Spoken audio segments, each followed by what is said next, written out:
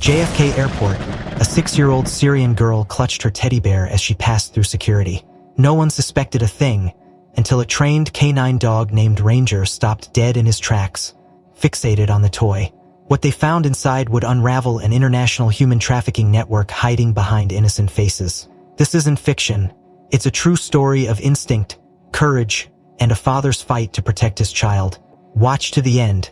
You won't believe what they uncovered. Like this video, subscribe for more real-life stories, and tell us where you're watching from in the comments. It was a bright, bustling morning at JFK International Airport. Travelers rushed through Terminal 4, dragging suitcases, sipping overpriced coffee, clutching passports with weary fingers. The loudspeaker overhead crackled to life every few minutes with updates about gate changes and boarding calls, adding to the already tense energy of a Monday morning. Among the crowd was a small Syrian family, a father and his young daughter. They moved slowly, uncertain, their steps hesitant against the smooth tiles of the concourse. The father, Khalid Darwish, held a faded leather bag in one hand and gently guided his daughter with the other. The little girl, Alia, 6 years old, clung tightly to a worn gray teddy bear, its once bright eyes now dulled from years of handling. Its seams were threadbare in places, and one ear drooped slightly, giving it a perpetually sad expression. Alia's small arms wrapped around it, as though it was her anchor in a sea of strangers and noise. Khalid's face showed deep lines of exhaustion and worry. He glanced often at the signs in English, trying to match them with the sparse words he had learned from a battered phrasebook. He had spent the last 2 years shepherding Alia from Aleppo to a refugee camp in Istanbul, then through countless interviews and background checks, all to secure a chance for a new life in America. His wife, Mariam, had vanished somewhere along that journey, last seen boarding a bus to a document processing center outside Gaziantep. They never found her. The official story was she had likely fallen prey to smugglers or worse, but no one had the resources to investigate. Now it was just the two of them, and Khalid's single goal was to get Alia safely to his brother's home in New Jersey. At the security checkpoint, Khalid handed over their documents with a nervous smile. The TSA officer glanced at the Syrian passports, then back at the pair in front of her. Alia buried her face into the teddy bear, her dark curls spilling over its worn fabric. "Step forward, please," the officer instructed. Khalid nodded quickly and urged Alia to follow. They placed their single bag on the conveyor belt for X-ray scanning. Alia hesitated, squeezing the teddy bear tighter. The officer gestured. "Stuffed toy too, sir. Everything must go through the scanner." Khalid crouched down, whispering softly in Arabic. Alia shook her head furiously, tears welling in her eyes. Finally, seeing her distress, the officer relented. "Okay, she can carry it, but stay close." Nearby, Officer Lauren Green observed the exchange with a practiced eye. She was part of the airport's canine detection unit, and her partner Ranger, a sleek, alert German shepherd, sat attentively at her side. Ranger was trained specifically to detect hidden electronic devices, unauthorized transmitters, covert listening equipment, storage drives, anything that might pose a risk. It was a relatively new focus for canine teams, a response to increasing incidents of smugglers embedding data storage or tracking devices in personal belongings. Green guided Ranger along the line as the dogs sniffed backpacks, laptops, jackets. He was methodical, steady, but as they neared Alia and Kayez, Ranger's demeanor changed instantly. His ears snapped forward, his body tensed. He let out a low, insistent whine. "What is it, boy?" Green murmured. Ranger surged forward, nose fixated on Alia's teddy bear. He began circling them, posture alert, tail stiff. His behavior escalated quickly. Small barks now punctuated the low growl building in his throat. Green's training kicked in. "Hold up," she said, raising her hand to halt the line.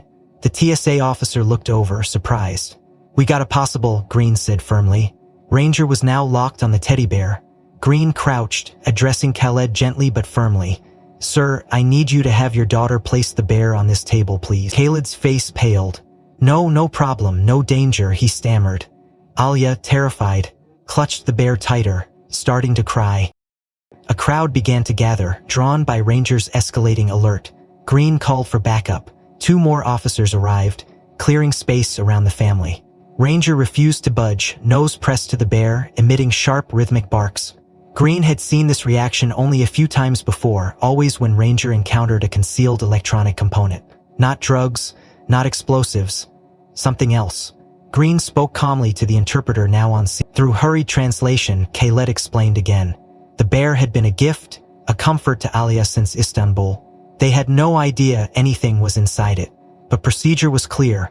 With Khaled's reluctant consent, they carefully removed the bear from Alia's trembling arms and placed it on the inspection table. Ranger stayed glued to the spot, whining anxiously as Green donned gloves and began a careful examination. The X-ray had shown nothing suspicious, likely due to the device's small size and shielding within the dense stuffing. But Green's trained fingers quickly located something odd, a hard lump inside the bear's neck seam. She exchanged a look with her supervisor. "We need EOD tech here now," she said into her radio. Alia sobbed uncontrollably, reaching for the bear as Khaled tried to comfort her. The atmosphere in the checkpoint had shifted from routine to charged. Travelers were diverted to other lines. Officers cordoned off the area. A man in a dark suit, FBI liaison, arrived, speaking quietly with Green. "What have we got? Unknown device? No power signature, no radioactivity yet. But it's definitely electronic." As the specialists began preparing to carefully extract the device, Green's gaze flipped back to Alia. The image burned into her mind. A child uprooted by war clutching a tattered bear. And now, unknowingly caught in something deeper. Lauren Green stood slightly back as the bomb squad technician, Sergeant Mark Fields, arrived on scene with his kit in tow. The checkpoint had been sealed off for 15 minutes now. The TSA had diverted passengers to alternate lines, and uniformed officers stood at both ends of the cordoned-off area, keeping the growing crowd at bay. The air buzzed with radio chatter, punctuated by the occasional bark from Ranger, who remained locked onto the table where the teddy bear now sat alone. Green briefed Fields quickly as he opened his kit. "No X-ray flag." Ranger alerted hard on the bear. "I felt a dense core around the neck seam. No RF emission, no obvious explosive signature." Fields nodded, donning his gloves. "Sounds like a passive device. Let's take a look." Khaled Darwish watched from the corner of the area, arms protectively wrapped around Alia, who clung to his neck and sobbed softly. An interpreter hovered nearby, relaying sparse updates in Arabic.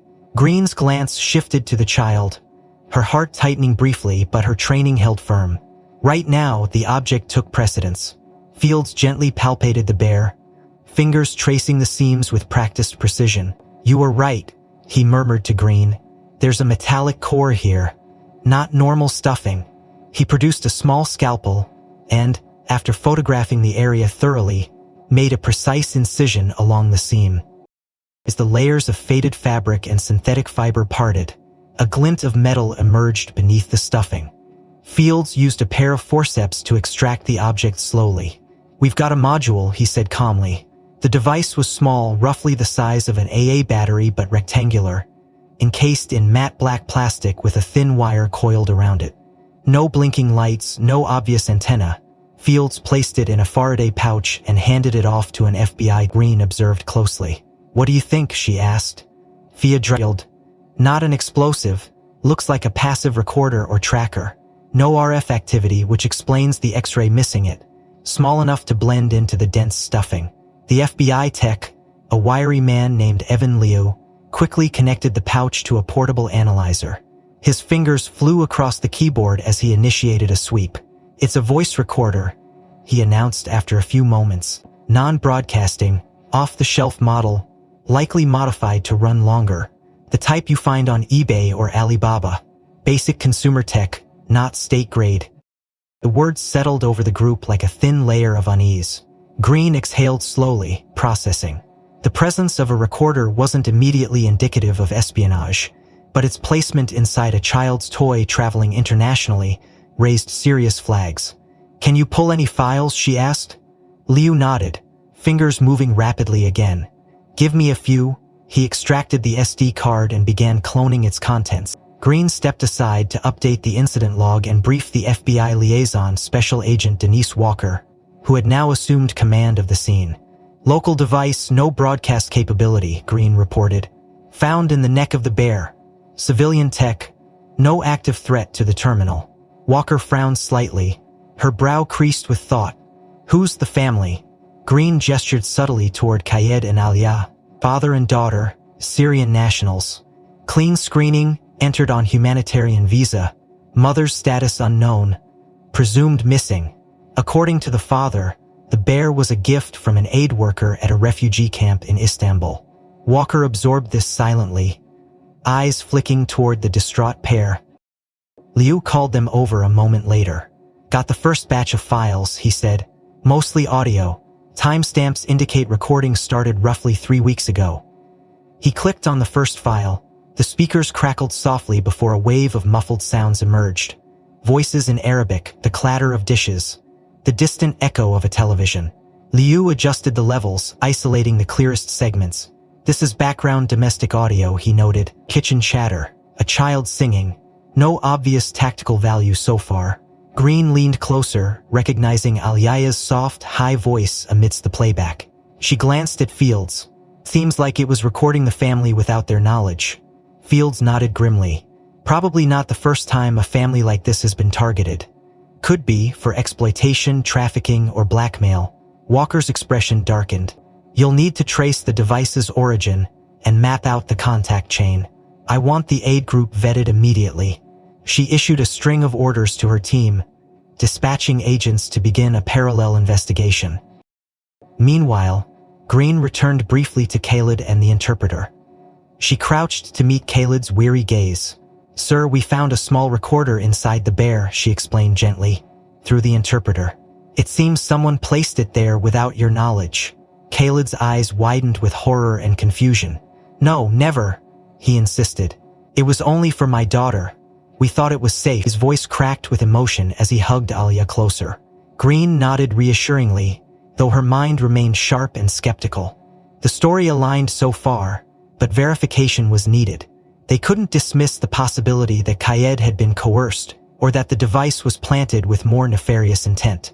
Ranger had shifted down to a sitting position but remained watchful, eyes fixed on the table where the dissected bear now lay in evidence bag. The dog's behavior was unmistakable. This had not been an ordinary toy. Green's radio crackled to life with an update from the field team investigating the camp records. Lauren, we've got something, came the voice of Agent Marquez. Preliminary interviews indicate that an unidentified female aid worker distributed multiple stuffed toys during a relief visit about 5 weeks ago. Several families recall her, but she wasn't on the official volunteer roster. Green's pulse quickened. Get a description and check CCTV. Let's find out who she was. Walker joined them at the table. We're elevating this, she stated. Until we know more, treat the father and child as protected witnesses. We'll debrief them in a secure location. Green nodded. Her gaze flicked again to Alia, who had quieted now. Exhaustion tugging at her small frame. Khalid cradled her, murmuring soft reassurances. The sense of urgency grew thicker in the air. Though the device appeared crude, its existence in this context pointed to a larger, unseen hand. Someone had used a vulnerable family as a vessel, embedding a recorder in an innocuous toy. Whether the goal had been surveillance, leverage, or something darker remained to be seen. Green tightened Ranger's harness, her mind already spinning toward next steps. She glanced toward the analyst's station where Liu was still parsing files. His brow furrowed suddenly as a new segment of audio played through his headphones. Green caught the shift in his expression and stepped closer. Liu raised a hand. Wait, he said quietly. You need to hear this. Lauren Green stood over the portable console as Evan Liu continued scrolling through the audio files extracted from the teddy bear's recorder. So far, the clips remained domestic and innocuous. Kitchen sounds, muffled conversations, the soft voice of a child. But Lee had just signaled that a new segment warranted attention. Green leaned in as he played the clip. The speakers emitted a short conversation in Arabic, a woman's unfamiliar voice speaking gently to a child. Alia responded in her small, clear voice, excited and grateful. The exchange seemed ordinary until the woman added, "Keep this bear close, little one, it will keep you safe," a line that sent a chill through Green's spine. The voice didn't match any from the family. She exchanged a glance with Special Agent Denise Walker. They both knew what this implied. The bear had been deliberately given to Alia by someone aware of the device. Walker straightened and approached Khaled, who sat in a designated waiting area with Alia still asleep on his lap, her small arms wrapped tightly around his chest. Through the interpreter, Walker addressed him calmly but firmly. "Mr. Darwish, we need to understand exactly how your daughter received this bear. It is very important. Can you tell us everything you remember about where it came from?" Khaled's tired eyes blinked slowly as he processed the question. "At the camp. There were many volunteers that day. Westerners, Americans, British, I do not know. They brought toys, books, clothes. I remember my daughter being very happy. A woman gave her the bear directly. She said something kind, but I did not hear it all. Aliad never wanted to let it go after that. He looked down at his daughter with a mixture of guilt and helplessness. I had no reason to suspect anything. We needed hope. The children needed small joy." His words resonated with a weary sincerity that Green instinctively trusted. But trust alone wasn't sufficient in this line of work. Walker exchanged a glance with Green. "We need footage from that camp," she said. "Now." Within the hour, FBI agents liaised with Turkish counterparts to request access to the camp's surveillance archives.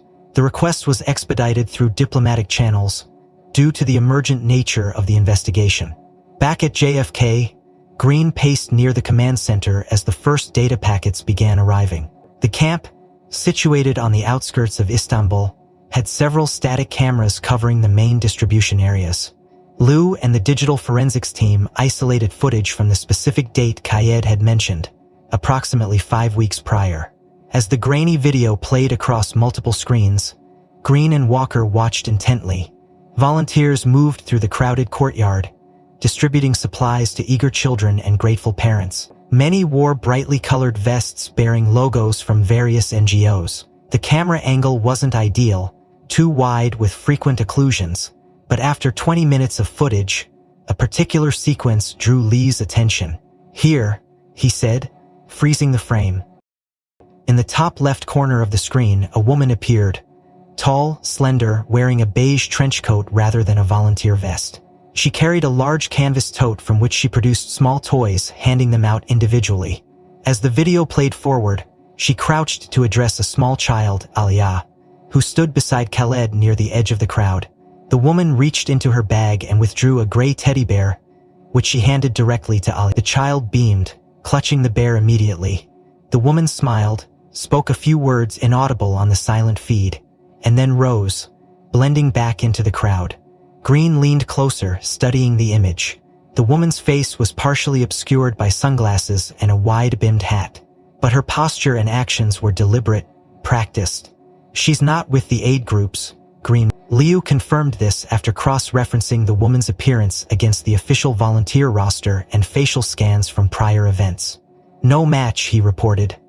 "She's an unknown." Walker's expression hardened. "So we have an unidentified actor placing a bugged toy into the hands of a vulnerable child, within a supposedly secure humanitarian environment." Further analysis revealed no additional footage of the woman entering or leaving through the main gates, raising concerns about possible insider facilitation or a deliberate blind spot in surveillance. Walker ordered an immediate background check on camp personnel and an expanded search for the woman's identity. Meanwhile, Green returned to Khaled to update him carefully. Through the interpreter, she explained what they had discovered. The father's face paled visibly. "I did not know," he whispered, shaking his head. "I thought she was just being kind. So many people give things at the camps." Green nodded, her tone gentle but firm. "We believe you, Mr. Darwish, but it's critical that we understand everything. Do you recall anything more about her? An accent? Jewelry? A vehicle?" Khaled closed his eyes, thinking hard. "He spoke Arabic, but not like us. Maybe from Lebanon or somewhere else. Her words were soft, polite. No rings, no necklace. I did not see her leave." The interpreter conveyed each detail with precision. Green recorded the statement and added it to the growing intelligence file. Back in the command center, agents continued enhancing the still frames of the woman. Facial recognition ran through international databases with no immediate hits, suggesting the use of forged identity or a deliberately clean profile. Green reviewed the footage again and again, noting the woman's calculated movements. Whoever she was, this hadn't been a random act of charity. It was a targeted placement. and the reason behind it remained elusive. As night fell over JFK, the investigation deepened. Green and Walker conferred quietly, aware that the initial assumption of crude surveillance might mask a more intricate scheme. "We need to know what else she planted," Walker said. "And if this family was the only target." Green nodded grimly, her gaze shifting to Ranger, who rested nearby, still alert. They had uncovered the first layer of a much larger puzzle, and already the clock was ticking. The hum of servers filled the temporary FBI command center set up inside the airport's operations wing.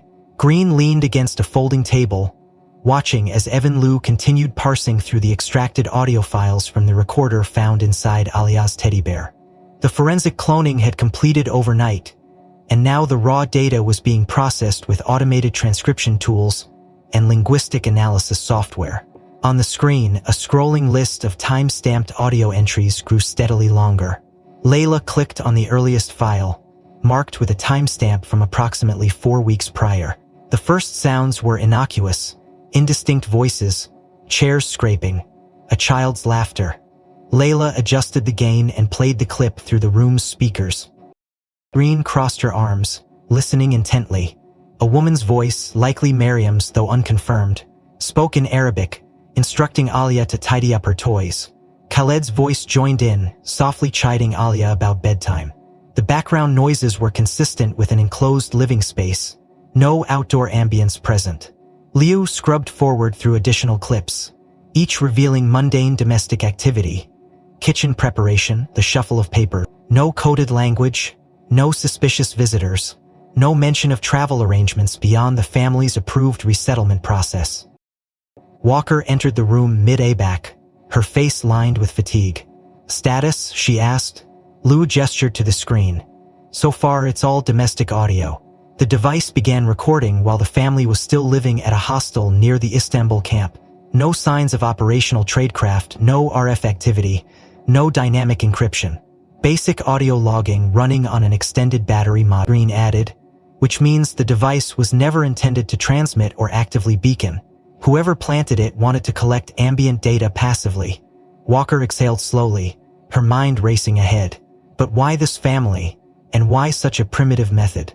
Leo pulled up the metadata log. "Here's something else," he said. "File timestamps indicate continuous operation from initial activation until the family boarded their flight to New York. The recorder shut down when the bear passed through the airport's high-density scanner in Istanbul, likely disrupted by the scan pulse." Bean processed this carefully. So the device wasn't tracking their location. It was logging everything they said in their room. Someone wanted to monitor their private life, either for leverage or intelligence gathering. Walker nodded grimly. That leans toward human exploitation rather than state espionage. To confirm their hypothesis, the team ran the audio files through keyword scanning algorithms configured to flag sensitive terms.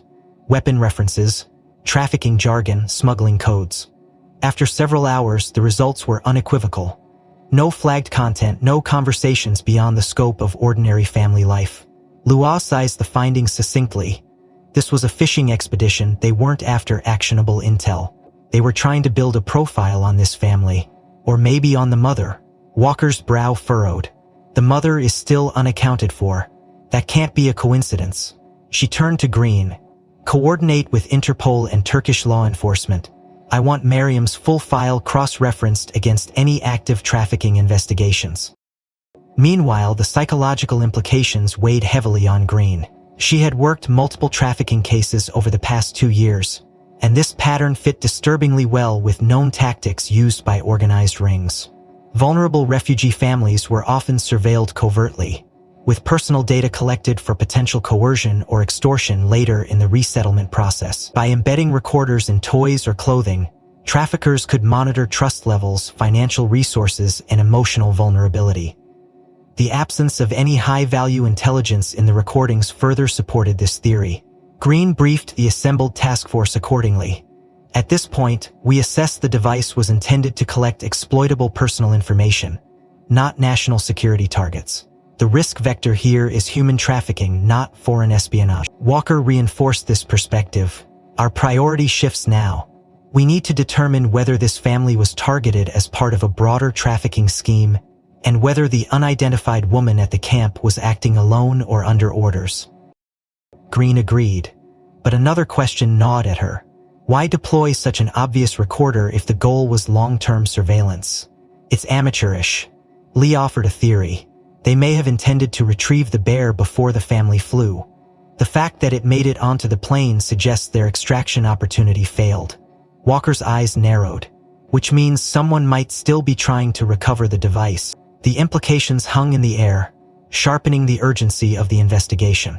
Green scanned the security feed logs from JFK's arrivals wing, cross-checking any individuals who might have loitered near the Darwish family post. At the same time, agents in Istanbul confirmed the canvas-tote woman's identity remained unknown. Facial scans matched no Interpol or Turkish records, and no NGO staff recalled her presence. However, further analysis revealed that at least 3 other families received similar plush toys from her during the same distribution event. This revelation deepened the concern. Green paced as the report came in. The multiple families were tagged. This isn't an isolated incident. It's systemic. Walker ordered immediate contact with the identified families, who had since dispersed across various European resettlement points. The possibility of a wider network emerged, one potentially exploiting refugee pathways under the guise of humanitarian aid. Back in the interrogation room, Khaled was debriefed again, this time with greater emphasis on any prior contacts with unfamiliar individuals at the hostel. Through the interpreter, he struggled to recall specifics but provided one additional clue. There was a man. He came asking about my wife, said he had news. He never returned. I thought it was a lie. Green seized on this thread, requesting a composite sketch session with Khaled later that evening. As dusk fell outside JFK, the task force operated at full tilt. Green updated the field agents. We're working trafficking angles now. The evidence suggests this was a targeted data collection op on select refugee families, likely for post-migration exploitation. Walker concurred. And if that's true, we need to know how far it goes and who else might be at risk. Bear was no longer just a curiosity. It had become the first concrete link in a chain they now had to follow, wherever it led next. The atmosphere inside the temporary command post had grown taut by mid-morning. News of the teddy bear device had already leaked beyond the immediate investigative team, thanks to the layered nature of airport security reporting. A low-level TSA supervisor had overheard part of the early briefing and, driven by equal parts curiosity and poor judgment, mentioned foreign bug and Syrian refugee on an open radio channel. Within 2 hours, a junior reporter from a local news blog had picked up the chatter and was now making calls to the Port Authority's press office. Lauren Green learned this from a terse message on her phone while reviewing the latest translation batch of the Istanbul audio logs. She immediately sought out Special Agent Denise Walker. They're sniffing already, Green said grimly. Showing her phone, Walker's jaw tightened. Last thing we need is a headline screaming Syrian refugee brings spy device into JFK. We both know that's not what this is. Green nodded. But the optics won't care. And you know the airport's own security office is going to push for a fast wrap. Sure enough, barely 30 minutes later, a formal request arrived from the Port Authority's Chief of Airport Security, Martin Ellsworth. A clipped email marked urgent urged the FBI team to classify the incident as a closed case of non-hostile personal surveillance and release a sanitized public statement to the effect of no active threat identified, investigation concluded. Attached was a proposed draft dry, bureaucratic, carefully worded to avoid admitting that a known trafficking tactic had just been uncovered within the airport's perimeter. Walker read the email twice, her expression darkening. They want us to shut this down because they're afraid of bad press, she said flatly. Green's voice was low but firm. And they're about to start leaning hard if we push back. The Port Authority's liaison officer, Kevin Masters, showed up in person an hour later, uninvited. He arrived during a coordination meeting with FBI cyber analysts and Turkish law enforcement reps, dialing in remotely. Without apology, he inserted himself at the table. Denise, Lauren, he began smoothly. I understand the desire to be thorough, but this has escalated beyond the operational lane. The governor's office is getting briefed. The Port Authority is under intense media scrutiny already this quarter. We cannot have this story spin out of control. Walker held his gaze coolly. What we cannot have is a known trafficking method going uninvestigated because someone's worried about bad optics. Masters pressed on. With respect, you and I both know the national security risk here is minimal. Your own techs have confirmed it's not a transmission device. There's no evidence of a terror link.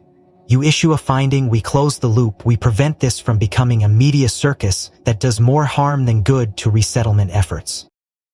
Green spoke before Walker could. You're missing the point. This isn't about foreign espionage. It's about exploitation. Someone used a refugee camp to plant surveillance tools inside personal items handed to vulnerable families.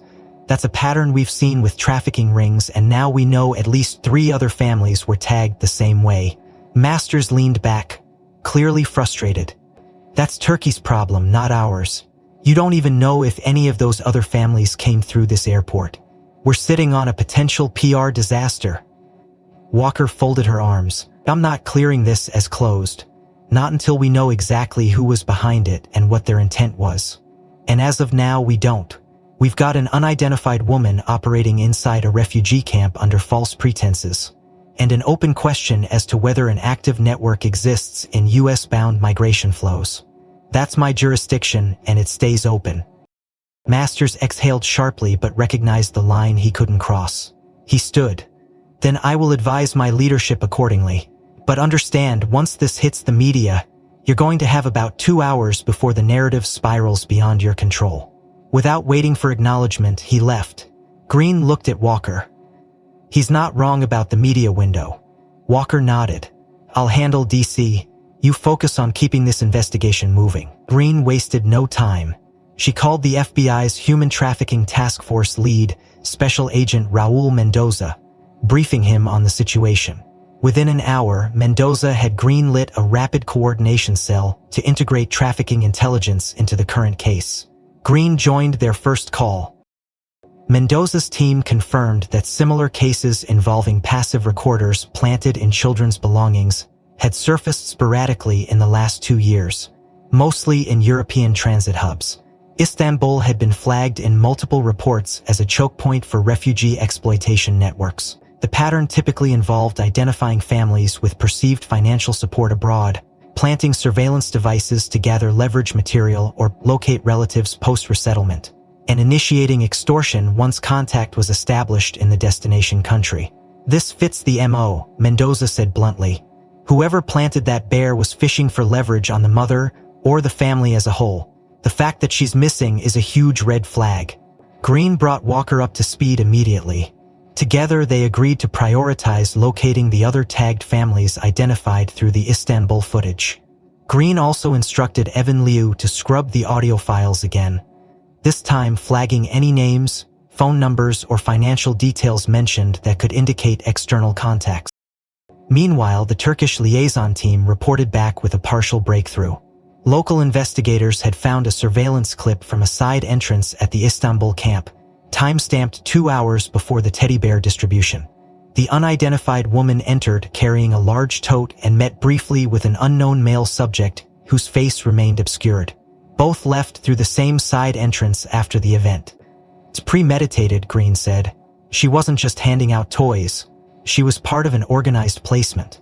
As the investigation gained momentum, Green couldn't shake the sense that they were already racing the clock, not just against media exposure, but against the traffickers themselves. Somewhere someone might already know the bear had been compromised, and if they did, they'd be moving quickly to cover their tracks, or to target the family again. As the tension in the command post deepened, and the trafficking angle began taking priority, Green remained acutely aware that operational details still needed securing on the ground.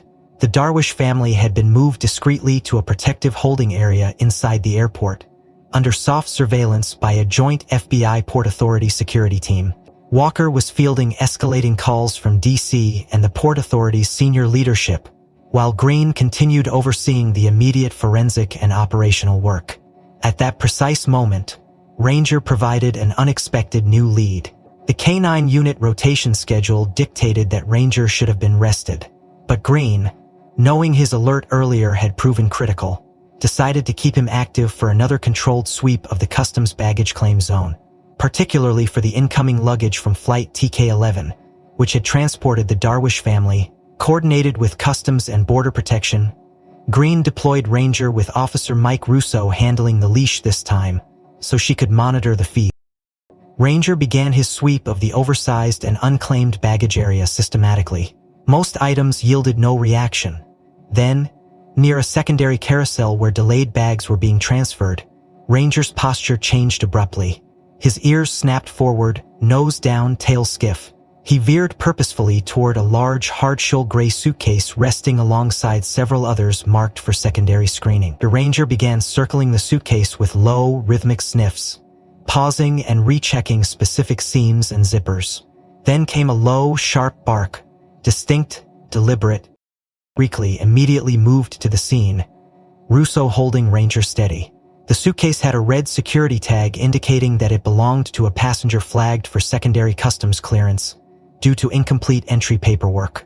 Walker was notified immediately. Within minutes, the suitcase was isolated in a sterile inspection area, with Ranger held back for now. The suitcase bore a baggage tag identifying the owner as Hassan al-Husseini, a Lebanese national listed on the suitcase. Initial manifest cross-checking revealed little beyond a tourist visa entry claim, sparse background, no prior U.S. entries. Green and Walker both knew how easily such identities could be manipulated, especially if this case now involved transnational trafficking facilitators. Customs officers opened the suitcase carefully under camera supervision.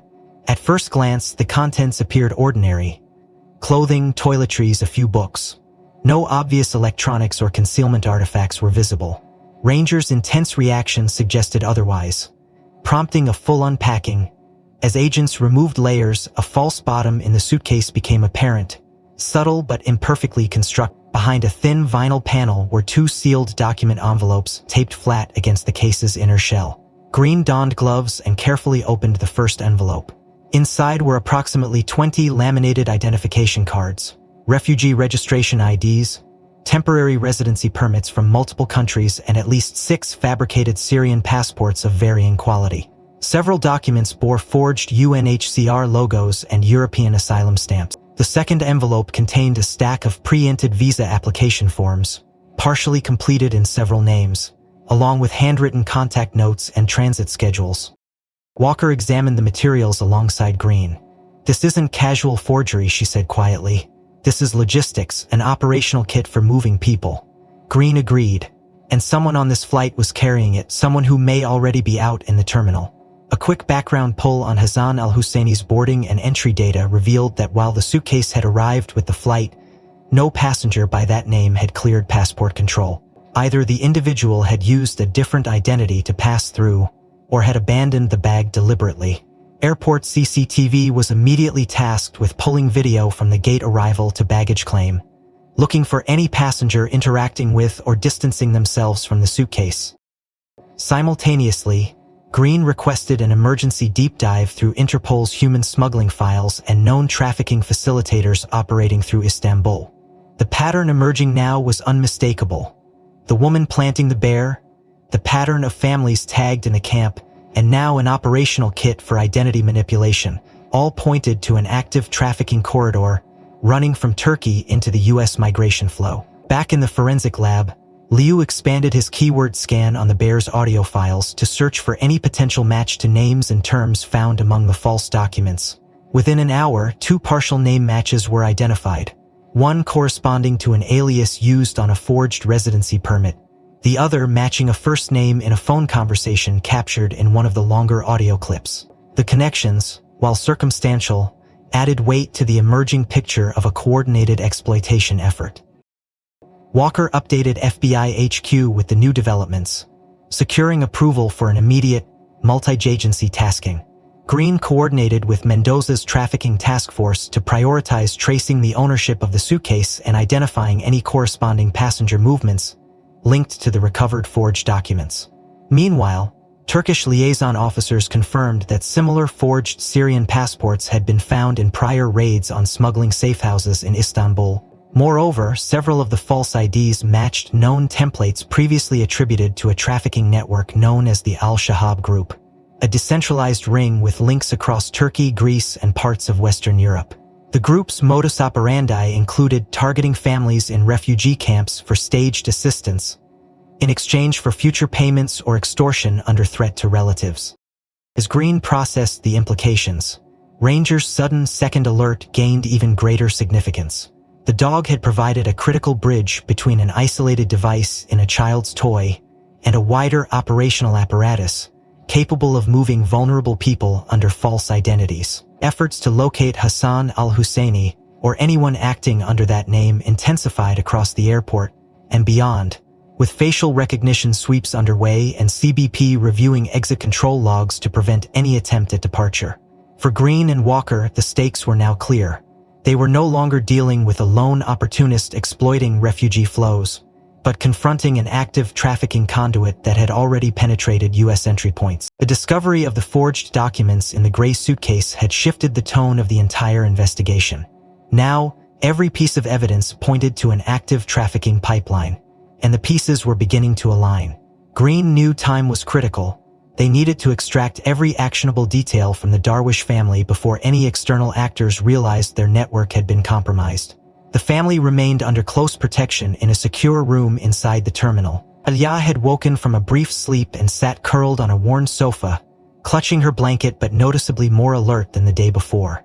Green entered the room with Walker and an experienced child forensic interviewer, Special Agent Carla Ruiz, accompanied by an Arabic-speaking interpreter. They approached gently, explaining to Khalid that they needed to speak with Alia about the bear, and that it was very important to helping other children stay safe. Khalid nodded, clearly worried but trusting the team after their careful handling so far. He whispered softly to Alia, encouraging her to answer truthfully. Ruiz knelt beside Alia, speaking softly through the interpreter. "Alia, do you remember when you got your bear?" Alia nodded, her small voice clear. "In the camp," she said. Ruiz continued patiently, leading Alia back through the moment when the strange woman had given her the toy. Alia's gaze grew serious, her brow furrowed. "Mama said, can you tell me what Mama said exactly?" Alia paused, thinking hard. Through the interpreter, her words came carefully. "Mama said, keep the bear with you, don't give it to anyone, not even to helpers." Green and Walker exchanged a sharp glance. This was new. Until now, it was assumed Mariam had no knowledge of the device. But Alia's phrasing suggested otherwise. "Did Mama say why you had to keep the bear with you?" Alia's answer was chilling in its simplicity. She said, "People will want it. It is special." Inside the room, Green and Walker debriefed quickly. Mariam knew, Walker said bluntly. At minimum, she suspected. She warned her daughter not to surrender the bear. That changes our entire understanding of her role in this. Green nodded. Either she was aware of the device's presence or she had been told by whoever gave it to them that it was important. Either way, this wasn't an innocent gift anymore. Meanwhile, the Turkish liaison team sent a new update. Their local investigators had isolated higher resolution footage of the unidentified woman who had distributed the bear. A regional analyst recognized her face from prior case files. One Lena Haddad, a known document forger and trafficking facilitator operating across Istanbul and Izmir. Lena specialized in producing high-quality false passports and refugee documentation, often leveraging her victims through precisely the kind of surveillance tactic now under examination. Turkish authorities confirmed that Lena had been flagged in 2 previous human trafficking cases but had evaded arrest, operating through front organizations and using humanitarian cover to access vulnerable populations. Her method was disturbingly consistent. Provide forged documents and temporary aid to refugee families seeking to migrate, then use covert surveillance to monitor their movements and contact. Once the families reached Europe or North America, her network would contact them demanding large protection fees, threatening exposure of their forged papers, or even retaliation against relatives left behind. When Green received the report, she called Walker into the briefing room. "It's her," Green said. "Confirmed. Lena Haddad. Known trafficker, this isn't speculative anymore." She laid out the Turkish dossier, including prior surveillance photos that clearly matched the woman in the Istanbul camp footage. She planted that device intentionally, and given Alia's statement, Mariam likely knew it had some significance, possibly under threat. Walker exhaled slowly. Then the mother's disappearance is likely tied to this network. If she was involved willingly, she may be in hiding. If she was coerced, she may be in grave danger. They both knew that either outcome was plausible in this brutal trade. Green contacted Mendoza to loop in the trafficking task force. "We've got positive ID on the woman from Istanbul," she reported. "Known forger and trafficking facilitator. That validates the pipeline. We need full cooperation with Turkish law enforcement to track Lena's current location. And we need to flag every single family linked to her distribution events at the camp." Mendoza didn't hesitate. "You'll have it. And I'm alerting Europol. If this ring is as active as it looks, they'll be moving fast to cover their tracks." Green returned to the command post to update Liu. "We need a deeper analysis of the audio," she said. "Look for any phrases indicating control language, threats, mentions of money, specific names linked to the trafficking trade. Anything we can use to map the coercion chain." Liu immediately reconfigured his scanning parameters. As the data pipeline began refreshing, Green and Walker met again in private. "This also explains the forged documents," Walker said. "If Lena was facilitating both the document flow and the surveillance, the gray suitcase may have been part of her operation, or left behind in a rush once they realized the bear was compromised." Green nodded grimly. "And if that's true, someone on that flight may still be linked to her network. We need to run full profiles on every passenger associated with Lena's prior known clients." CCTV analysis of the baggage claim continued in parallel. Analysts were now isolating frames showing potential handlers interacting with multiple pieces of suspect luggage. Green leaned over one analyst's shoulder as a promising sequence emerged. A male passenger in a dark windbreaker appearing to scan the carousel repeatedly without collecting any bags, pausing near the gray suitcase before walking away swiftly. His boarding name did not match Hassan al-Husseini. "This is how they move," Green said. "Handlers plant the bags, mules pick them up only if no heat is present." This guy saw the secondary tag and walked. Now the picture was crystallizing. Lena Haddad, trafficking network facilitator, planted surveillance devices in targeted refugee families' belongings, monitoring their conversations to gain leverage and identify vulnerabilities. Simultaneously, forged documents were prepared and trafficked through parallel channels, carried by mules or staged for collection at transit hubs. The teddy bear wasn't a fluke, it was a cog in a well-oiled machine. And now, with their operation exposed, the traffickers would be scrambling to protect their assets and neutralize any witnesses, including the Darwish family. The pace of the investigation had now accelerated beyond the initial team's expectations. What had begun with a teddy bear in a child's arms had unraveled into the exposure of a complex trafficking network whose reach extended far beyond the Istanbul refugee camp. Green and Walker found themselves coordinating not only with Mendoza's trafficking task force, but now with high-level representatives from TSA, CBP, and even Department of Homeland Security policy teams. The implications of Lena Haddad's methods were profound, and the urgency to prevent similar exploitation was mounting by the hour. At TSA headquarters, the agency's leadership had convened an emergency review panel. Early briefings had highlighted the alarming simplicity and effectiveness of the method Lena's group had used, embedding a passive surveillance device in a seemingly innocent children's toy, distributed during an NGO event. Green participated in a secure video call with TSA and DHS officials. Walking them through the details, she emphasized the key vulnerability exposed. Humanitarian supply chains lacked the kind of forensic control and vetting necessary to prevent exploitation by bad actors. "You've seen this risk building for some time," Green stated. "But this case is a wake-up call. If one trafficking group can access the supply chain of aid materials to refugees and plant devices undetected, others can and will follow. We need an immediate policy shift." TSA leadership quickly agreed. Within 12 hours, the agency issued an internal security bulletin to all major U.S. international ports of entry and transit hubs. The bulletin explicitly warned that refugee and humanitarian supply streams were being actively targeted for exploitation by organized trafficking networks. A key section recommended that NGOs operating in refugee camps implement strict chain-of-custody controls for all donated toys and personal items, particularly those intended for children. Further, the bulletin advised that donated goods should be scanned and documented before distribution, with verification by trusted personnel only. TSA committed to providing training and technical assistance to large NGOs to improve their internal vetting processes. The advisory represented a significant shift in approach. Until now, such materials had been handled with broad humanitarian exemptions from intensive screening, a loophole that Haddad's group had clearly exploited. Simultaneously, in the secure FBI forensic lab at JFK, Lou and his team had made a breakthrough.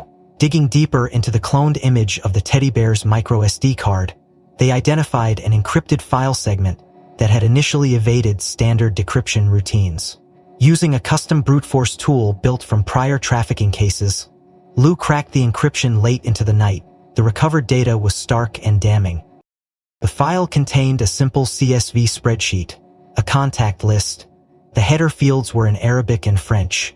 Family name, contact number, amount paid, remaining balance. Beneath them were 24 rows of data. The amounts varied, but several entries showed large outstanding balances. The notes field included chilling references: pressure cousin in Berlin, child threat. Green stood over Lee's shoulder as he scrolled through the list. The names were cross-referenced immediately with the Turkish refugee registration database. The matches were undeniable. Families recently processed through the same Istanbul camp where Lena Haddad had operated. Walker arrived moments later, absorbing the new intelligence with grim focus. "This is the leverage list," she said. "They are the families they're targeting for extortion after facilitating their travel. This isn't surveillance for tactical intelligence. It's a business model." Green nodded. "And now we know they're active targets. We can warn them and use this list to trace Haddad's network even further." Mendoza, looped in via encrypted call, approved immediate priority protection notifications to the listed families through international partners. Europol initiated alerts in parallel.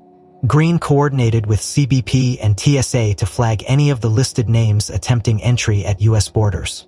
Meanwhile, Turkish authorities launched a parallel manhunt for Haddad. Intel suggested she had already fled Istanbul, possibly transiting to Greece or using maritime smuggling routes to evade capture. At the same time, Green coordinated with NGO liaisons to issue an initial quiet advisory about the exploitation risk. Key NGO partners were horrified to learn how their aid channels had been compromised. One field coordinator, on the call from Athens, was visibly shaken. "We had no idea," she admitted. "We'll implement screening immediately." Walker, listening silently, later commented to Green, "That's what makes this so hard. They prey on the best of intentions." As the investigation pressed forward, the team remained acutely aware that Haddad's list represented only part of the picture. "If this is what was on one recorder," Mendoza said grimly, "imagine what else they've planted. This is systematic." Back at JFK, Green reviewed the data again. One name near the top of the list stopped her cold: Mariam Darwish. Next to her name was a large, outstanding balance, and a note: "Mother uncooperative, tracking child." The implication was immediate and devastating. Mariam had been under active coercion, likely forced into compliance through threats to her child and family. Her warning to Aliad not to give up the bear now took on chilling new significance. It was not the device she had valued, but what its loss would signal to those watching. Walker read the entry silently. "She was trying to protect her daughter," she said softly. "Now, more than ever, they needed to find her." The discovery of Mariam Darwish's name on the traffickers' list had cast an even more complex light on the investigation. Green and Walker now faced a delicate challenge, balancing the operational urgency of dismantling the trafficking network with the human toll it had already exacted. Alia remained safe under protective custody, but her mother's fate was unknown and, according to the file, she had been under duress. Meanwhile, Khalid Darwish, who had spent days under quiet suspicion by multiple layers of the task force, sat exhausted in a secure interview room awaiting the next round of questioning. Walker and Green conferred privately before proceeding. "He deserves to know," Walker said, "and we need his help now more than ever." Green agreed.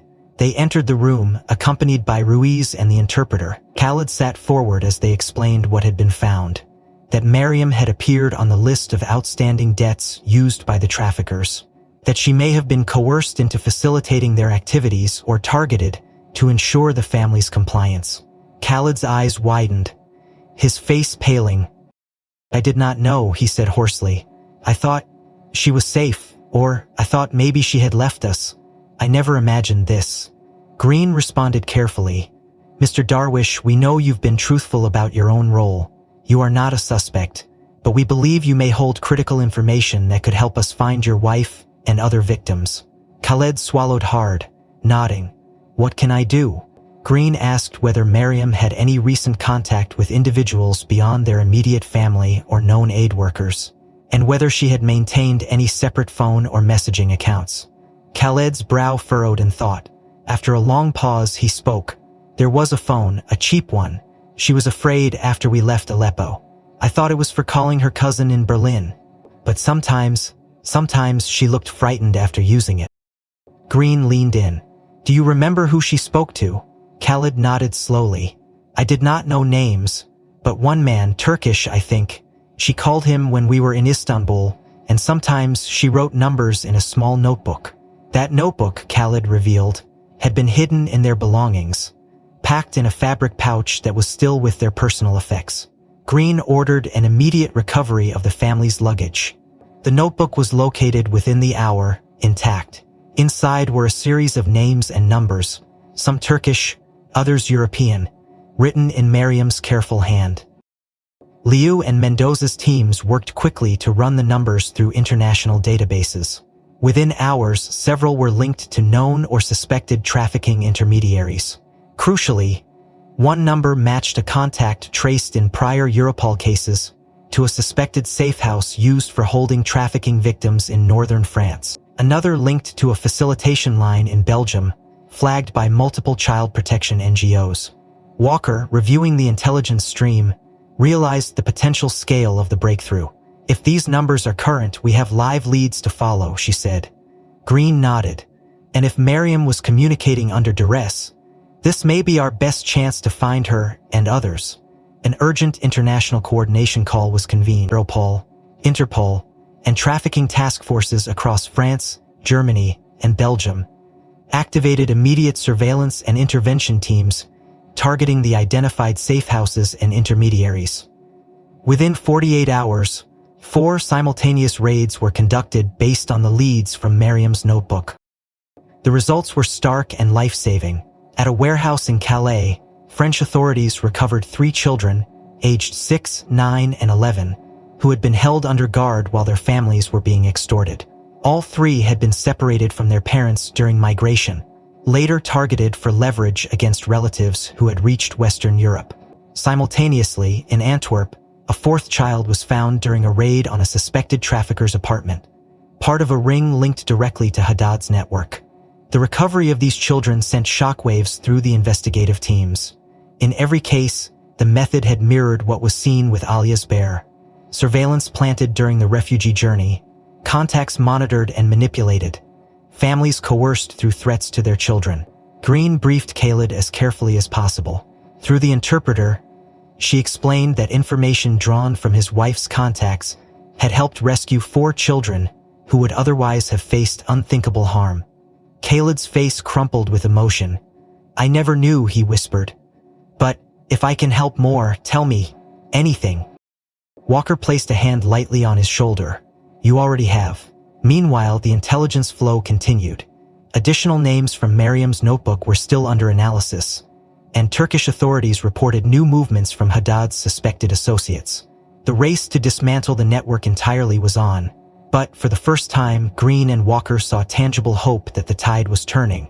At the same time, the human consequences of the operation weighed heavily on the team. Green, reviewing the footage of the rescued children, felt the impact keenly. Alia's bear had been the key, but so had Mariam's quiet act of resistance, preserving the contacts that would now help others escape the trafficker's grip. Walker, standing beside her, spoke softly. We're not done, but today we saved lives. That matters. Green nodded. And we owe it to them, to Mariam, to finish this. In the days following the rescue of the 4 children and the further unraveling of Lena Haddad's trafficking network, the investigation at JFK remained in full swing. The Darwish family's involvement had proven pivotal, and Khaled had become an unexpected but invaluable partner to the FBI team. His willingness to share Mariam's notebook and painstakingly recount every contact and interaction from their time in Istanbul had yielded actionable intelligence that now fueled joint operations across Europe. Yet with this newfound role came necessary precautions. Mendoza's task force and the FBI's Victim Protection Unit had strongly recommended that Khaled remain under agency supervision while the European raids continued and the network's surviving operatives were pursued. His potential as a witness and target was undeniable. The decision placed an immediate strain on the family. Aliye could not be safely moved with Khaled during sensitive operational debriefings, and with Mariam's fate still uncertain, Aliya had no other immediate relatives in the United States. After extensive deliberation and with Khaled's consent, the FBI coordinated with the Port Authority Police Department to arrange a temporary foster placement for Aliya. Officer Lauren Green personally oversaw the arrangement. Among the officers on duty at JFK was Sergeant Karen Russo, a veteran canine handler with 2 decades of service and a deep understanding of trauma-informed care. Having fostered displaced children through her church outreach, Karen and her wife Maria were immediately willing to provide Aliya with a safe, nurturing environment during the turbulent weeks ahead. The transition was handled with utmost care. Karen, with Ranger present to provide a familiar and trusted presence, gently introduced herself to Aliya. Through the interpreter, she explained that Aliya would stay with her family for a short time while her father worked with the police to help other families. Ranger sat calmly by Aliya's side, offering a quiet source of comfort. Aliya, though subdued, seemed to trust the dog instinctively. She reached out tentatively, running small fingers through Ranger's thick fur. The bond was immediate. When the time came to leave the airport's protective custody area, Aliya walked between Karen and Ranger, holding Ranger's harness as if it were a lifeline. Green watched them go with a mix of relief and deep empathy. Aliya would be safe, and Khaled could now focus on aiding the international effort to bring the network to justice. Meanwhile, the full scope of the case's impact began to resonate across the broader law enforcement community. The initial TSA advisory had already led to multiple NGOs revising their field protocols for aid distribution. Europol's public acknowledgement of the rescued children galvanized international cooperation, and Haddad's name now topped several wanted lists. In a formal recognition ceremony convened jointly by the FBI and Port Authority at JFK, a week after the successful raids, key members of the investigative team were honored for their contributions. At the center of the ceremony stood Ranger, his black and tan coat gleaming under the lights.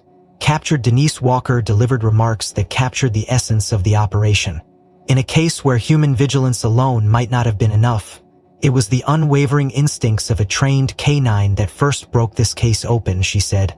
Ranger's alert was not to an obvious threat, not to a bomb or a drug cache, but to the faint trace of hidden malice, a device meant to monitor and manipulate. Because of Ranger's persistence and the dedication of every agent and officer involved, children have been saved, and a cruel network has been exposed. Green watched proudly as Ranger was presented with a commendation collar and certificate. Karen, standing beside her canine partner, accepted the honors with characteristic humility. "He just did what he was trained to do," she said softly. Yet everyone in the room knew the truth. Without Ranger's initial alert and sustained response, the deeper investigation might never have gained momentum. Khaled attended the ceremony in a private capacity, accompanied by Mendoza and under protective escort. He spoke briefly to Green and Walker afterward, his gratitude palpable. "You saved my daughter's life," he said simply, "and my wife's memory. I will do whatever is needed to help finish this." The investigation remained ongoing. Leads continued to emerge from Mariam's notebook, and several suspected traffickers had been arrested in follow-up operations. Yet amid the operational demands, Green found herself reflecting on the human threads woven through the case.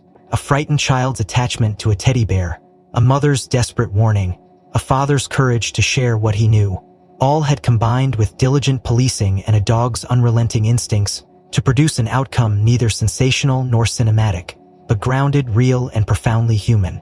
Later, at Karen and Maria's home, Aliya settled gradually into the unfamiliar but warm environment. Ranger remained her steadfast companion, often lying beside her as she colored or napped. Karen observed the bond quietly, knowing that for Aliya, Ranger represented not just safety, but a bridge between the trauma she had endured and the fragile new life ahead. As Green left the Russo home after a welfare check one evening, Karen caught her at the door. She asked me today if Ranger can, and in that simple exchange, amidst the complexities of international crime and the grim realities of trafficking, the enduring power of small, steadfast acts, one dog's alert, one mother's warning, one father's cooperation, stood clear. They had made a difference. They would continue to do so. If this story resonated with you, take a moment to like this video and subscribe for more real-life investigations and stories that matter. What part of the story moved you the most? And where are you watching from? Let us know in the comments below. Your thoughts help us bring these hidden stories to light.